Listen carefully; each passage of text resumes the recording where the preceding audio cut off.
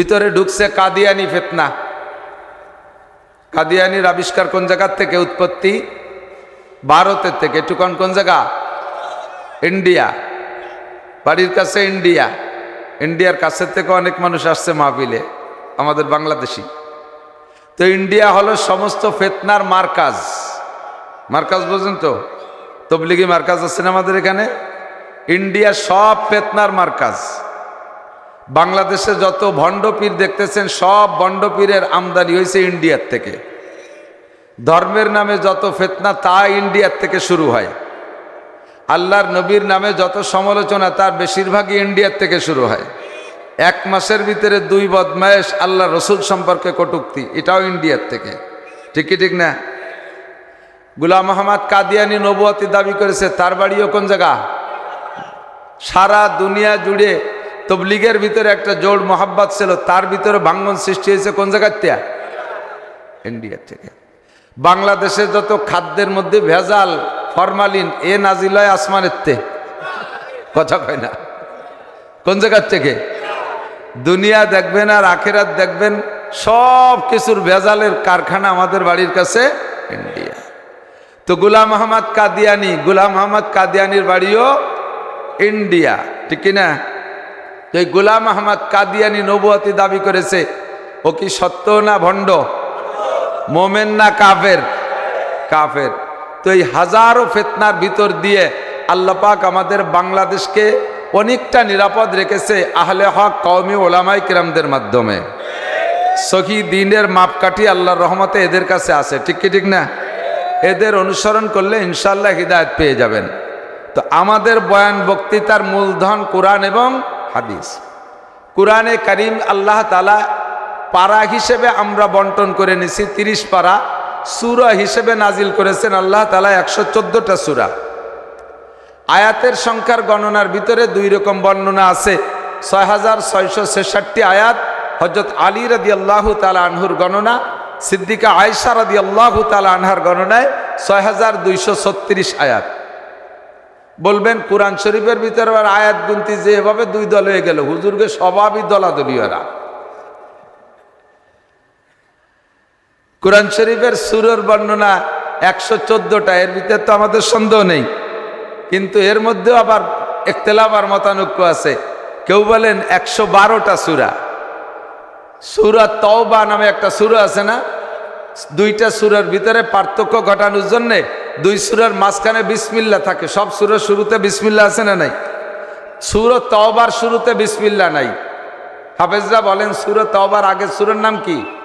আনাম। সূরা তাওবার আগের সূরার নাম কি? আনফাল। আনফালের পরে তওবা। তো সূরা তাওবার শুরুতে বিসমিল্লাহ নাই। অনেকে বলেন যে আনফাল আর তওবা মিলে 1 সূরা। তাহলে এই হিসাবে সূরা তাওবার শুরুতে বিসমিল্লাহ নাই বিদায় 2 সূরা মিলে 1 সূরা। তাহলে একটা কমে গেল, হয়ে গেল কত? 113। আর ফালাক আর নাসের বিষয়বস্তু সেম। 2 সূরার শুরুতে দেখবেন কুল আছে না নাই?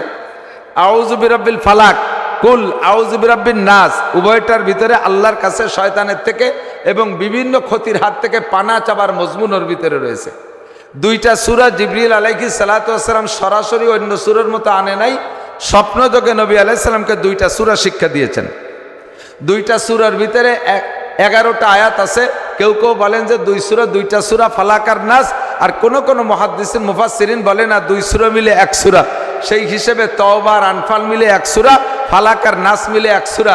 সূরা হয়েছে 112টা। এরকম করে আয়াতের ভিতরে কিছু ভাঙচুর করতে যাইয়া আয়াতের সংখ্যার ভিতরে বেশ কম হয়ে যায়। বাহরহাল যাই হোক না কেন, যত আয়াত আছে আর যত সূরা আছে আর যত পারা আছে, গোটা কোরআন শরীফ আমাদের বিশ্বাস করা ফরজ। কথা বলেন? এর একটা আয়াত কথা আগে আলোচনার শুরুর এই কথাগুলো আপনাকে খুব গভীরভাবে বুঝতে হবে, শুনতে হবে। কোরআন শরীফ না পড়লে কাফের হয় না। বুঝেন? কোরআন শরীফ জীবনেও না পড়লে কি হয় না? কোরআন শরীফ না পড়লে কাফের হয় না, তবে কোরআন শরীফকে অবিশ্বাস করলে কাফের হয়ে যায়। তারেকে সুন্নত, সুন্নতকে আমল না করলে কাফের হয় না। সুন্নতকে অস্বীকার করলে, অবজ্ঞা করলে, ক্রিটিসাইজ করলে কাফের হয়ে যায়। সুন্নতের ভিতরে রদবদল পরিবর্তন ঘটাইলে মন চাহি মাপ নিজে তৈরি করলে তাহলে কাফের হয়ে যায়। তারেকে সুন্নাত ফাসেক, সুন্নতকে তরক করলে ফাসেক হয়, বড় বড় কবিরা গুনাহ। আর ফাসেকের রেজাল্ট হলো সব ফতোয়ার কিতাবে লেখে যেই লোকটা সুন্নতকে তরক করে ওই লোকটাকে শরীয়তের ভাষায় ফাসেক বলে। ফাসেকরে সালাম দেওয়া জায়েজ নেই। কে কে সুন্নতের কোন জায়গা তরক করছেন সে সেই জায়গা হিসাব করে। আমার জীবনভরের স্বভাব, আমি রাজনীতি ওয়াজে স্টেজে করি না, কোনো ব্যক্তির নাম টার্গেট করে আমি বেশি বলি না। কমপক্ষে মুসলমানদের ভিতরে নামে মুসলমান যারা আছে, রাজনৈতিক দল হিসেবেও যদি তারা আমি পছন্দ না করি তবুও তার নাম আমি বলি না। কোরআন হাদিসের যে সিস্টেম, আমি আলোচনার ভিতরে দোষগুলো বলে যাব, দোষ যার যা আছে সে সেখান থেকে সংশোধন হওয়ার চেষ্টা করবে। ব্যক্তির নাম বলার দরকার নাই। কতক্ষণ ঠিক না? ব্যক্তির নাম বলে শত্রুতার সৃষ্টি করার দরকার নাই। তবে কাফেরদের নাম বলবো, আবু জাহেল, আবু লাহাব, উতবা, সাইবা, ওলীদ ইবনে মুগিরা, নমরুদ, কারুন, হামান, সাদ্দাদ, ফেরাউন, উবাই বিন খলফ, আবু জাহেল, যত আছে, জো বাইডেন, নেতানিয়াহু, অং সান সু চি, নরেন্দ্র মোদী, একে ছেলি ফেলাই দেবো নাম কইয়া, একে নাম ছাড়বো না। কিন্তু আমাদের দেশের কেন নাম আমি বলবো না। আমাকে দেশ আলাদের নাম আমি দোষ বলবো, যার যার দোষ আছে সে সংশোধন করে নিয়ে যাবে। কোরআনে কারিমের একটা আয়াতকে অস্বীকার করলে লোকটা কাফের। বলেন, একটা আয়াতকে অস্বীকার করলে কাফের। হাদিসে আছে, মা আমানা বিল কুরআনে মান ইস্তাহাল্লা মাহারিমাহু। কোরআনের 6666 আয়াতের 6665 আয়াতকে বিশ্বাস করে, আমল করে, একটু সে কোথাও ছাড়ে না। একটা আয়াতের উপরে তার দ্বিধাদ্বন্দ্ব, একটা আয়াতের উপরে ওই লোকটার সন্দেহ, একটা আয়াতকে সে সামঞ্জস্যপূর্ণ মনে করে না, একটা আয়াতকে এ জামানায় প্রযোজ্য মনে করে না, একটা আয়াতের উপরে তার অভিযোগ। আল্লাহ রসুল বলেন ও যেন গোটা কোরআনকে অস্বীকার করলো, পাক্কা কাফের। ও লোকটা বিনা হিসাবে জাহান্নামী। মাত্র কয়টা আয়াত? একটা আয়াত। আল্লাহু আকবার। একটা কথা মনে রাখবেন, 2 নম্বর কথা হলো কোরআনের উসলুব আর কোরআনের সিস্টেম হলো যেই বিষয়টা আল্লাহ ইম্পর্টেন্ট মনে করেছেন সেটাকে আলোচনা একটু বেশি করেছেন। যেই কিস্সাগুলো আল্লাহ তাআলা বেশি ইম্পর্টেন্ট মনে করেছেন, কোনটা ইম্পর্টেন্ট, কোনটা ভেরি ভেরি ইম্পর্টেন্ট, বেশি প্রয়োজন, এই গল্পগুলো আল্লাহ তাআলা বেশি বর্ণনা করেছেন উম্মতের শিক্ষার জন্য। আর বর্ণনা করে করে আল্লাহ বলেন, ফাতাবিরু ইয়া উলিল আবসার। আরে এই যাদের কিস্সা কইলাম, তোমরা এদের দেখা দেখা সমকালীন সমস্বভাবের যারা আছো, নাম তো আগেই বলছি, নাম বলবো না, সমকালীন সমস্বভাবের যারা আছো, ওই স্বভাবওয়ালাদের সাথে মিল যাদের আছে তারা সেখান থেকে শিক্ষা গ্রহণ করো। এ কারণে আল্লাহ তাআলা কুরআন শরীফের ভিতরে সবচাইতে বেশি আলোচনা করেছে ফিরাউন আর মূসা আলাইহিস সালামের কিস্সা। ফিরাউনের কিস্সা সবচেয়ে বেশি। 2 নম্বরে নমরুদের কিস্সা, সাথে ইব্রাহিম আলাইহিস সালাম আছে। এইভাবে বড় বড়। তারপরে সাদ্দাদের কিস্সা, কওমে আদের কিস্সা, কওমে লুতের কিস্সা, কওমে সামুদের কিস্সা। এই যাদের উপরে আল্লাহ তাআলার গজব আসছে তাদের কিস্সাগুলো আল্লাহ তাআলা প্রয়োজন হিসেবে কম বেশ করে বয়ান করেছে। সবচেয়ে বেশি বয়ান করেছেন ফিরাউনের কিস্সা।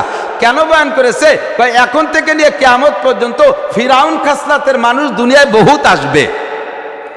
একটুও কয় না ঠিক? চোখের সামনে আছে না নাই? দেখা যায় কি যায় না?